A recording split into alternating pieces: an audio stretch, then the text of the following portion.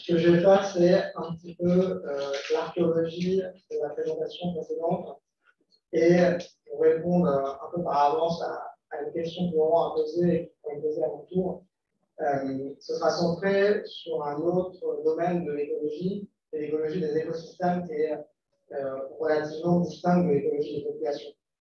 Donc, ce n'est pas la question, l'objet d'étude, ce n'est pas balance of nature, l'équilibre de la nature, c'est plutôt l'expression harmonie de la nature, qui sont effectivement plus dans le temps indifférenciés, mais je vais essayer de vous montrer que ce n'est pas le même objet que je disais, et je vais donc arriver à des conclusions sensiblement différentes. Et pour passer à la diapo, ok, donc on pourrait passer plusieurs heures à commenter cette formule, c'est ça que j'aime bien. C'est une formule assez provocatrice d'un écologue, Charles Kelton, qui a dit l'écologie de point, un nouveau nom pour un très vieux sujet, ça signifie simplement l'histoire naturelle scientifique. Alors, je trouve ça délicieux, parce qu'il est en train de dire que c'est exactement la même chose, si ce n'est une petite différence, c'est que maintenant les réquisites de la science ont été atteints, ce qui fait une sacrée différence avec l'histoire naturelle. Donc, je passe les détails pourquoi Kelton a produit cette phrase, mais mon propos, ça va être de comprendre quelles sont les différences et les continuités entre l'histoire naturelle du XVIIIe siècle et l'écologie des écosystèmes contemporaines relativement à cette question de l'harmonie de la nature. Donc, alors, vous avez manqué les animations, mais je suis parti d'une définition, je vais regarder un dictionnaire, mais un peu plus vieux, de la langue, du vocabulaire technique, philosophique de la philosophie, pour voir quelle est la définition qui donne d'harmonie. Et la définition, c'est celle d'un genre d'ordre consistant sur les parties ou fonctions d'un tout concourent à un même effet. Une unité organique est motivée de multiplicité, c'est-à-dire un certain nombre d'ordres. Donc, on a l'idée, en quelque sorte, d'organisme. Mais ce qui est assez intéressant, c'est que quand on entend le mot harmonie, il y a un usage qui est maintenant très dominant et qui est très ancien, c'est l'usage de l'harmonie musicale. On consiste simplement à jouer des accords, c'est-à-dire des notes qui sont consonantes, qui sont bien ensemble. Et ces deux sens, le sens, on va dire, esthétique et le sens métaphysique, ne sont pas du tout dissociés historiquement, puisque sous l'expression d'harmonie de la nature, ce qui est certainement l'ouvrage le plus important dans l'histoire des sciences,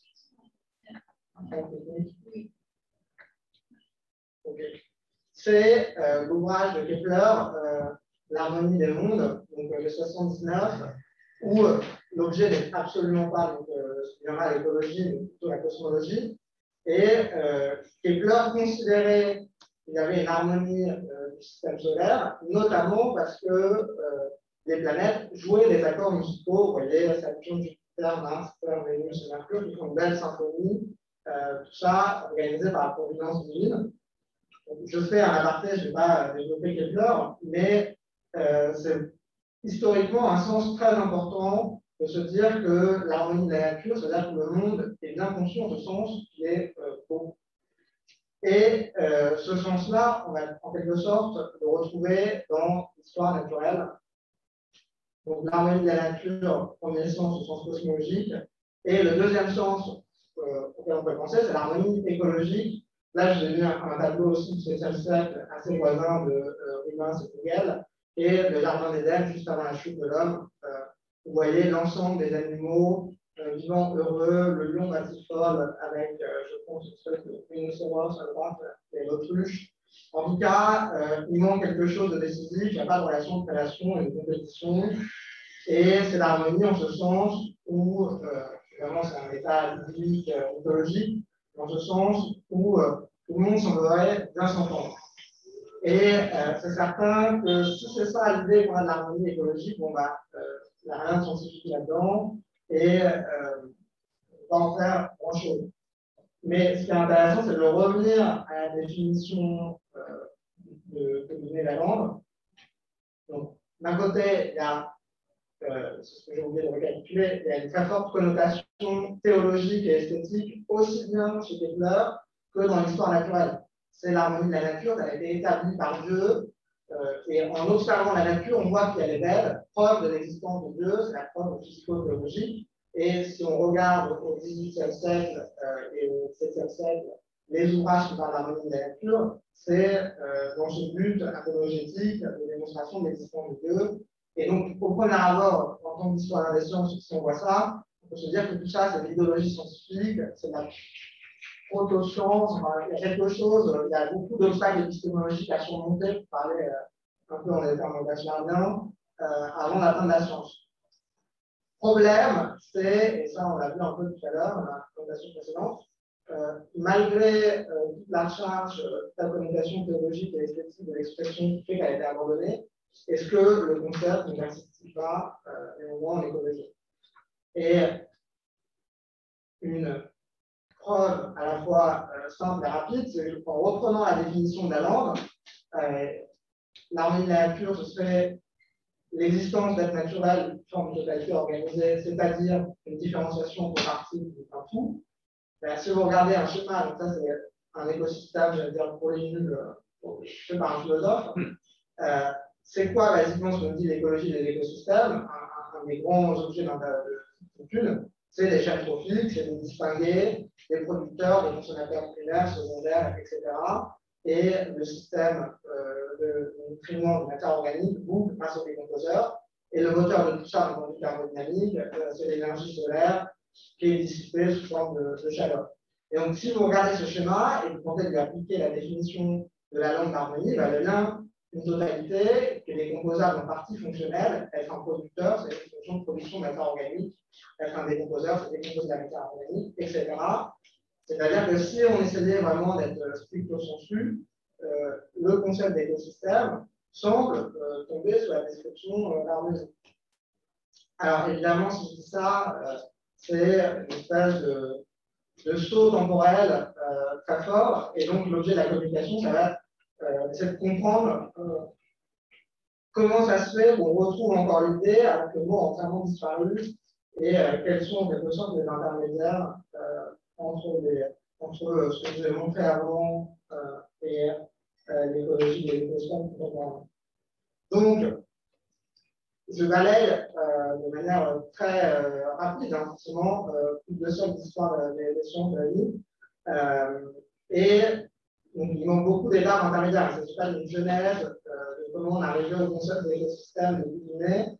Mais ce que j'ai essayé de faire, c'est de prendre 3 théories paradigmatiques en un double sens. À la fois, elles sont exemplaires et elles ont formé un paradigme. C'est-à-dire que les ouvrages en question, au sens combien, ont amené à créer des disciplines, une communauté de recherche. Un grand nombre de gens se sont engagés dans la recherche scientifique à la suite de ce auteur. Et je cite Laurent, qui est ici présent, pour envoyer un peu à une justification de cette méthode d'histoire épistémologique, on se met à du présentisme, c'est-à-dire à juger la science passée à l'aune de la science contemporaine, en tout cas à faire une comparaison transhistorique en décontextualisant, si on veut, en passant outre les dimensions idéologiques. Donc, en fait, j'en ai parlé un petit peu des questions religieuses, ça ne va pas être mon objet d'étude, là, c'est pas de vous expliquer la laïcisation de la science écologique en 2 siècles, mais c'est de comparer vraiment le contenu des concepts théoriques, des différentes théories, en passant outre le changement contextuel très important. Je ne sais pas si j'aurai le temps de donner les doubles objectifs, mais le premier, c'est d'abord de vous montrer ce que fut l'économie de la nature Guinée et en quoi elle diffère de l'écologie contemporaine, et en quoi l'écologie de Clémence, l'auteur dont je vais vous parler assez longuement, est en continuité ou non avec Guinée, et ensuite essayer de montrer, si j'ai le temps de faire le pont, avec, de me rapprocher de ce qui a été fait dans la présentation précédente, de montrer le rapport entre Clémence au début du XXe siècle et l'écologie du milieu du XXe siècle. On va peut-être pas le temps, ça fera. Donc, on va commencer avec Linné, et l'idée, c'est de comprendre ce que raconte Linné avec les yeux, en chaussant les yeux des lunettes de l'écologue contemporain. Donc, Linné est surtout connu pour le système de la nature, dont Gaël avait parlé ce matin. Il y a aussi une série de discours, qu'on appelle discours académiques, qui ont été publiés ensemble, traduits en français par Camille Limoges dans les années 70, Tout ça, en fait, c'est des thèses de doctorat soutenues à l'université du Chala. Et donc, le dîner est le co-auteur en tant que directeur de thèse. Donc, peu importe de savoir quel est l'auteur exact de son groupe sur le discours académique. Ce qui compte, c'est un concept qui est défini dans la dissertation de 1949, l'économie de la nature. C'est ce concept d'économie de la nature. Donc, je vous restitue la définition par lui-même. Quand je donne la pagination, donc c'est dans l'édition française, Chevrin par Limoges. Par économie de la nature, on entend la très sage disposition des êtres naturels instituée par le souverain créateur, sur laquelle ceux-ci tendent à des fins communes et ont des fonctions réciproques. Alors, il y a plein de choses massives. Il y a évidemment Dieu est un élément définitionnel de l'économie de la nature, mais ce qui est intéressant, c'est qu'il y a des fins communes à l'ensemble des êtres vivants, à savoir se maintenir dans l'existence et la fameuse stabilité dont on parlait tout à l'heure, pas exactement la même, mais comment ils réussissent à remplir leurs fins communes assignées par Dieu, c'est par des fonctions réciproques, c'est la relation réciproque. Alors, si on essaie de rentrer un peu dans le détail, je m'appuie sur un ouvrage de Pascal Acco à l'ancien. Il y a une question que je vais vraiment survoler, c'est dans quelle mesure, il y a une controverse historiographique, pour savoir dans quelle mesure l'écologie moderne est bel et bien redevable à la théorie linéaire d'économie de la nature. Camille Limoges, qui est traducteur de en français, dans sa préface, commentaire à l'édition, affirme que la problématique linéaire n'est pas encore écologique. Et de l'autre côté, il y a un très célèbre article d'un historien de l'écologie, Stauffer, qui prétend au contraire que l'écologie contemporaine, celle de début du XXe siècle, dépend très fortement et héritière très fortement de la théorie linéaire, en considérant qu'en fait, il y a une très forte continuité conceptuelle entre Darwin et Linné, et que ce n'est pas du tout une rupture paradigmatique, ce qu'introduit Darwin, avec une filiation par Lyell. J'estime la question de Darwin. Ce que je veux, c'est directement comparer l'écologie, l'économie de la nature de Linné avec l'écologie contemporaine, sans se poser la question de est-ce que Linné a directement ou indirectement influencé Darwin et d'autres auteurs du XIXe siècle. C'est une question passionnante de savoir à quel point Darwin était ou pas linnéen. Donc, avant de faire la comparaison, il faut comprendre quelles sont les fonctions du concept d'économie de la nature dans la théorie de Linné.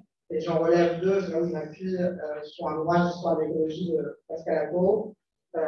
Il y a notamment deux questions qui sont théorisées grâce au concept d'économie de la nature. C'est l'interdépendance entre espèces et la circulation de la matière au sein de la nature. Ce sont deux problèmes, deux objets d'étude pour la science écologique moderne. Alors, ce qui est intéressant du côté de l'interdépendance des espèces, c'est la manière même dont Linné formule, c'est une citation un peu longue d'une autre dissertation académique, je vous lis peut-être en entier. D'après ce que nous savons, nous pouvons juger de quelle importance est chacune des dispositions, les italiques sont Linné, les dispositions de la nature, au point que si même un seul lombric, une seule espèce de lombric manquait, l'eau stagnante altérait le sol et la moisissure pourrait tout pourrir.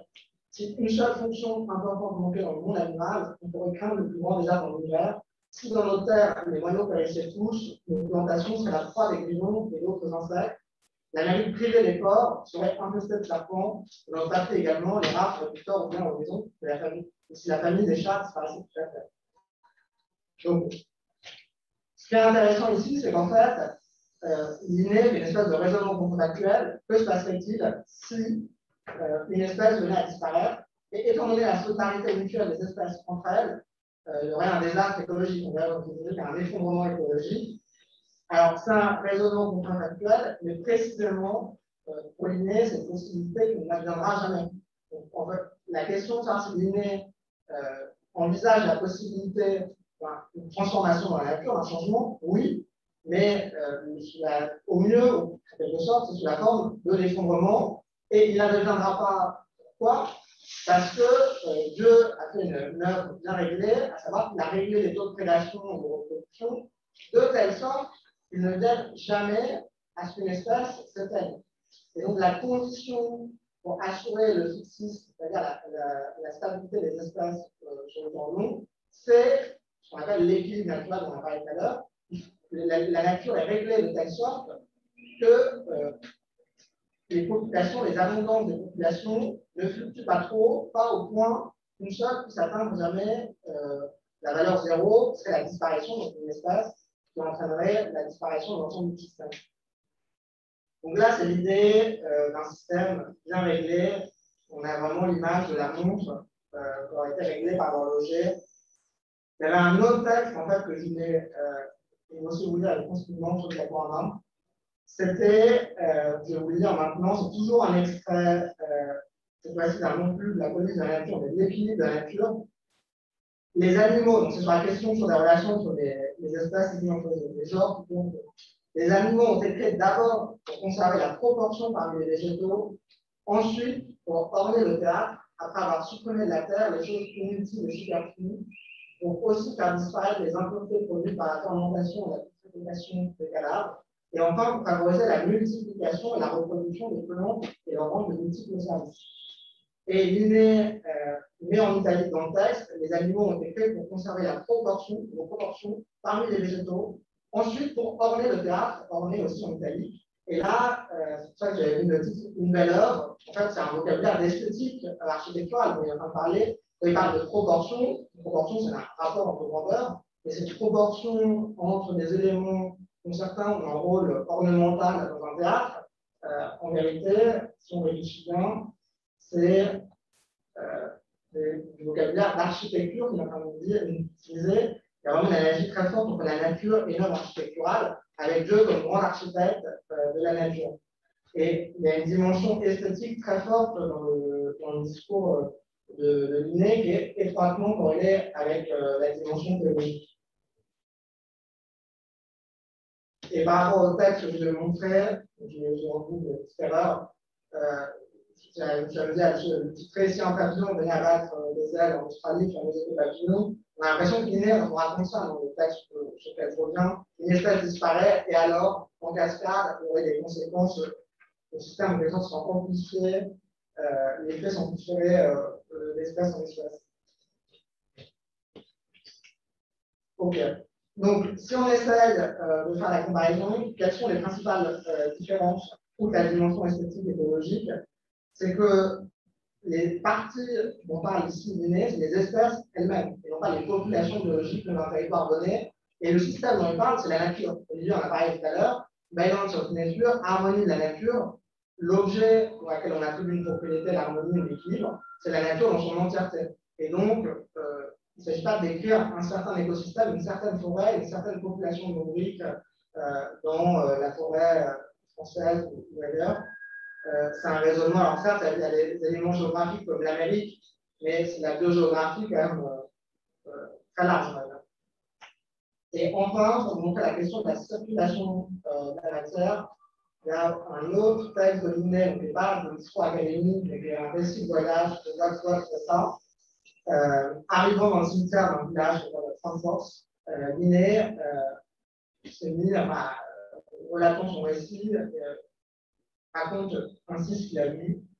La nature veut que lorsque les animaux meurent, ils soient transformés en humus et l'humus en plantes. Celles-ci sont mangées par les animaux, formant ainsi leurs membres, en sorte que la terre, transforme en semences, pénètre dans le corps humain. Et là, de par la nature de l'être humain, est changé en chair, os, nerfs, etc. Et lorsqu'après la mort, le corps se décompose, les forces naturelles le muent en pourriture, et l'homme revient cette terre dont il est issu, et il continue jusqu'au cimex suivant, donc punaise des vies. Il y a le cycle de la matière organique qui est en fait ici décrit avec producteurs primaires, consommateurs et décomposeurs. Quand on lit ça, on a envie de dire ah, ben ça, c'est une description de la chaîne trophique. Et encore une fois, il y a un écart avec ce que nous on fait. Premièrement, il y a la dimension politique qu'on retrouve là, ici, et il y a aussi une dimension morale, en fait, une réflexion sur la mort, quelque chose dans la méditation, donc, qui nous fait qu'on n'est pas entièrement sur le plan scientifique, même si ça reste remarquable sur le plan scientifique, parce que c'est une description minutieuse, mais elle est fictive, en fait. Linné n'a fait aucune mesure, il n'est fait qu'observer et écrire en tant que naturaliste Là où l'écologue, en fait, une fois qu'il aurait cette description, ce serait qu'au début de son travail, il se demanderait quels sont les flux de matière, quelle est la quantité de matière organique produite par les plantes sur ce territoire. Donc, je vais faire un petit résumé de ce qui distingue la distance entre l'inné et l'écologie des écosystèmes. Premièrement, il y a cette dimension théologique et étroitement liée à une dimension esthétique. Il y a l'absence de mesure qui est considérable, c'est une description des proportions, le rapport entre grandeurs ne sont jamais mesurés, c'est purement qualitatif, et c'est lié à la dimension esthétique, en fait, presque le coup d'œil naturaliste. Et le point qui est toujours là où il y a plus de reproches, c'est évidemment l'absence de dynamique écologique, ce que je vous ai expliqué rapidement tout à l'heure, et il y a une relation en quelque sorte conceptuelle d'implication logique, parce que Dieu a créé la nature, il l'a bien créé, c'est-à-dire en fixant correctement les proportions, donc il y a équilibre de la nature, donc les espèces ne disparaissent pas, nous avons fixé ça. Et c'est ce que Acco, encore une fois, décrit assez bien en disant que le système linéaire, c'est un système de fonctionnement décrit l'existence d'équilibre entre espèces sans jamais se poser la question de la genèse du système. Comment sont apparues ces places écologiques, les niches écologiques, comment telle et telle espèce, telle et telle population ont investi ces places. C'est là le cœur de la réflexion écologique contemporaine. Et enfin, là je vais pas développer ça, il n'y a aucun questionnement thermodynamique, c'est-à-dire le problème qui remonte au moins à Lavoisier, comment se fait-il que le système tourne? Ça ressemble à un mouvement perpétuel, et mon explication qu'on a aujourd'hui, c'est l'énergie solaire qui est dégradée un petit peu dans le cadre. Donc, toutes ces questions-là, mais ne se posent pas du tout. Évidemment, il n'y a pas de connaissance de la photosynthèse et des mécanismes de la respiration. Donc, si on réfléchit, il y a quand même beaucoup de choses qui nous dévoilent des données. C'est la même chose que je vais gagner à l'image. Pour autant, les phénomènes que l'inné décrit sont bel et bien les phénomènes que décrit la science écologique moderne, dépendance mutuelle entre la science biologique, recyclage des réacteurs organiques, et sa description est correcte. Ce que dit l'inné est vrai. Il n'y a pas d'erreur au sens de propositions fausses si on reste sur les parties purement descriptives. Donc, ce n'est pas un discours purement littéraire, c'est bel et bien un discours scientifique que propose l'inné. Et je me suis posé la question en utilisant Kuhn, qu'est-ce que d'un point de vue combien on pourrait dire? Je pense qu'on peut se poser la question de la commensurabilité sémantique. En fait, ce que l'inné appelle l'économie de nature, est-ce qu'on peut le retraduire dans l'écologie moderne? Il y a beaucoup de problèmes. Non seulement il n'y a pas de concept, mais il utilise beaucoup de concepts comme Dieu que ne peut pas retraduire. Et donc, on a l'impression que dans un cas de changement paradigmatique, comme prétend Kuhn du passage de la physique de Newton à celle d'Einstein, on parle toujours de masse, mais en fait, c'est plus la même chose. Et par ailleurs, on ne se pose plus du tout les mêmes questions. Parce que la question de l'inné, c'est de montrer, de trouver une des questions qui se posent, c'est Dieu a-t-il bien fait la nature? Question que ne posent pas du tout les écologues. Et les questions que les écologues contemporains se posent, on aurait pu se poser comme la question de la quantification, la mesure des rapports, des proportions. L'inné, ça n'importe peu. C'est une question très négligeable pour nous. Donc on voit à la fois une reconceptualisation et un changement surtout des questions. Donc, si on compare directement l'inné à la science écologique contemporaine, on a envie de dire qu'il y a eu changement paradigmatique entre les deux. Et la question, un auteur à qui je me suis beaucoup intéressé, c'est Frédéric Clément, c'est un école du début du XXe siècle. On a accusé d'être le dernier représentant de l'harmonie de la nature, une espèce de linéaire perdu au début du XXe siècle. Et après Clémence, une fois qu'on s'est débarrassé de toutes ces sciences, enfin l'écologie de l'écosystème pour les naître. Ça, je vais rentrer, je caricature un peu, mais c'est des discours qu'on trouve pour les scientifiques, les historiens, pour les écologues pour leur propre histoire. En quelque sorte, le nom de Clémence est un peu suffisant. Alors, ce qu'il faut comprendre, Clémence a fait école. L'immense majorité des écologues américains des années 20, 30, jusqu'aux années 40 sont clémentiens. Le livre Plants Nutrition a plusieurs milliers de citations. Chaque année, il est cité plusieurs centaines de fois pendant plus de 20 ans. Clément dirige un laboratoire, le principal laboratoire d'écologie à l'Université de Chicago des États-Unis, et donc c'est l'un des membres, un acteur majeur du champ scientifique. Et le livre le plus cité, c'est celui de 1916, Land Succession, qui est un manuel qu'on utilise dans les cours universitaires pour enseigner l'écologie scientifique. Donc, personne ayant joué d'une grande autorité scientifique. Alors, qu'est-ce qu'a raconté Clément? Pour comprendre un petit peu, donc, il fait une analogie entre ce qu'il appelle les biomes et les êtres vivants, précisément les organismes. Et je pense que c'est toujours utile de rappeler, même si c'est toujours une définition plus nominale que vraiment théorique, qu'est-ce qu'on entend par organisme. Être vivant, j'ai pris cette définition dans le cas, je crois, dans la langue, être vivant, on peut composer de parties fonctionnellement différentielles. Si on s'arrête à là, on a déjà une bonne approximation, et donc ce concept d'être organisé, aussi bien les animaux que les organismes, micro-organismes ou les végétaux, les algues, etc. Et organisme écologique, c'est ce qu'on a accusé d'être Clément, à la mesure où j'ai une analogie entre les organismes et les biomes. Donc je l'ai reformulé comme dès qu'on individue au sein de la nature des unités écologiques, par exemple les forêts, seraient semblables aux organismes. C'est-à-dire que les forêts, notamment, ont un développement comme l'ont, un stade de développement comme l'ont les organismes. Analogie qui n'est pas, encore une fois, le mot organisme, pas le mot animal.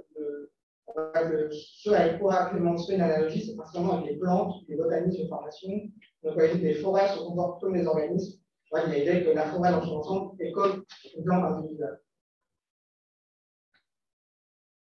Bref. Ok. Bon, on va lire quand même cette phrase de Clémence. Généralement, les gens coupent cette citation seulement à la partie en gras. Dommage parce que c'est juste la troisième page, enfin, du premier chapitre, enfin, lui, je peux déjà centaines de pages. Non, ce n'est pas le premier chapitre, c'est le début d'un chapitre. Donc, que dit Clémence? L'unité de végétation, la formation climatique, est une entité organique. Comme un organisme, la formation naît, grandit, mûrit et meurt. Chaque formation climatique est en mesure de se reproduire en récoltant avec une totale fidélité les phases de son développement. La vie d'une formation est un processus complexe, mais bien défini, comparable dans ses caractéristiques fondamentales à celle d'une plante individuelle. Clairement, la comparaison d'une plante. La formation climatique est l'organisme adulte, la communauté pleinement développée, mais toutes les phases initiales et intermédiaires ne sont rien d'autre que les phases de développement. La succession est le processus de reproduction de la formation, et ce processus reproductif s'achève nécessairement dans l'adulte de la végétation, à l'instar de la plante individuelle.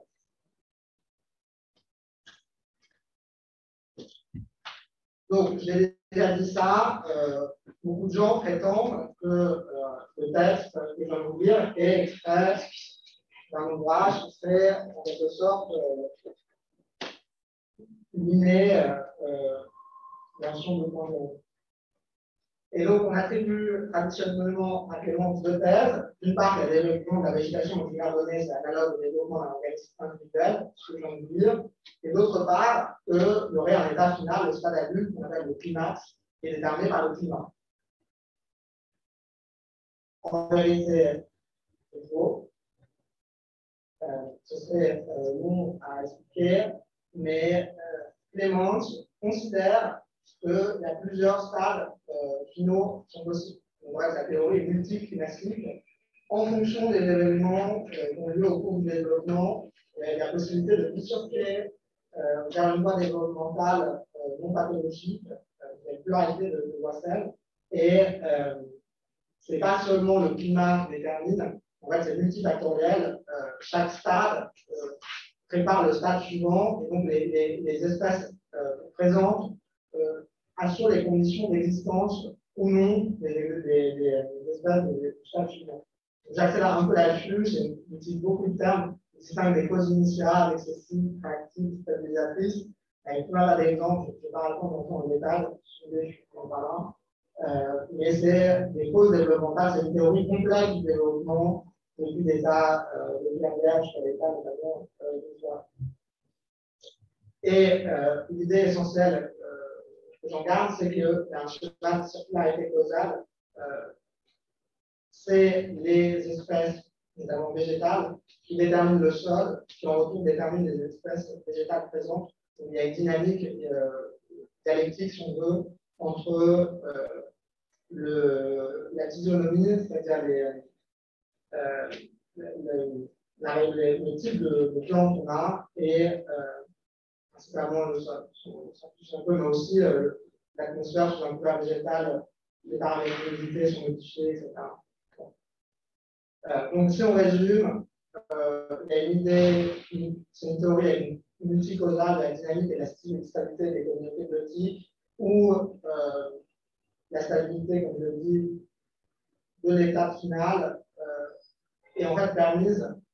Pourquoi l'étape finale est stable? C'est parce que les espèces présentes empêchent l'invasion par nouvelles espèces et il y a une espèce de production réciproque de l'habitat, principalement du sol, et de la communauté biotique, principalement des. Donc, si on résume, à quoi sert l'analogie avec les organismes chez Clément? Ce que je retiens le plus important, c'est l'individuation de l'unité écologique. Les formations végétales et les frontières spatio-temporelles bien déterminées. Il s'agit d'une forêt, on fait la carte et on regarde à quel point son développement.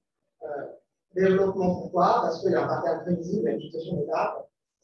Et c'est des formes de totalité organisée, en fait, d'être organisé en ce sens où il y a une dépendance mutuelle des parties. Et enfin, quelque chose sur lequel je n'ai pas penché, ce sont des unités de sélection, il y a une histoire évolutive de Guillaume Clémence. Donc, où est la rupture avec l'inné sur des comparaisons brutales en oubliant toute l'écologie du 19e siècle intermédiaire?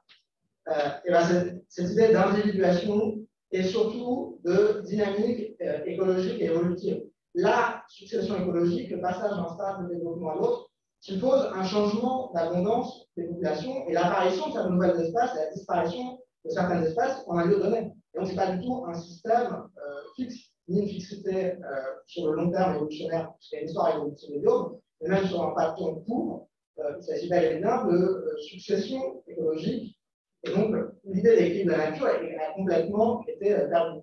En revanche, ce qui est conservé, c'est cette idée d'harmonie de la nature au sens de la dépendance mutuelle des différentes parties du système. Et je sens que j'ai pris du temps, donc je vais avancer, je vais sauter tous les trucs sur l'inné et l'écologie contemporaine. Et là, je parle des phénomènes. Donc, si je résume, je vais sauter le passage sur l'écologie contemporaine. Si on essaie d'analyser ça, en fait, il y a un entrelac complexe de rupture et de continuité. Quand on fait une comparaison directe entre le paradigme de l'économie de la nature et l'écologie des écosystèmes contemporains, on a envie de conclure à l'incommensurabilité sémantique pour parler de la. En revanche, quand on prend cet état intermédiaire de Clémence, on voit en quoi, chez Clémence, il y a une reconfiguration de l'idée de l'harmonie de la nature, mais il en reste quelque chose. Il y a un abandon de l'idée d'équilibre de la nature entendue comme stabilité des effectifs populationnels. En revanche, il y a toujours la dépendance mutuelle des parties. Et l'autre chose importante, c'est non simplement l'équilibre de la nature est abandonné, de manière corrélative, on parle plus de la nature et d'unités écologiques particulières, les biomes, qui seront après remplacés en partie sociale par les écosystèmes. Voilà, c'était l'idée en quelque sorte de montrer qu'il y a une continuité avec transformation et reconfiguration conceptuelle. Merci de votre attention.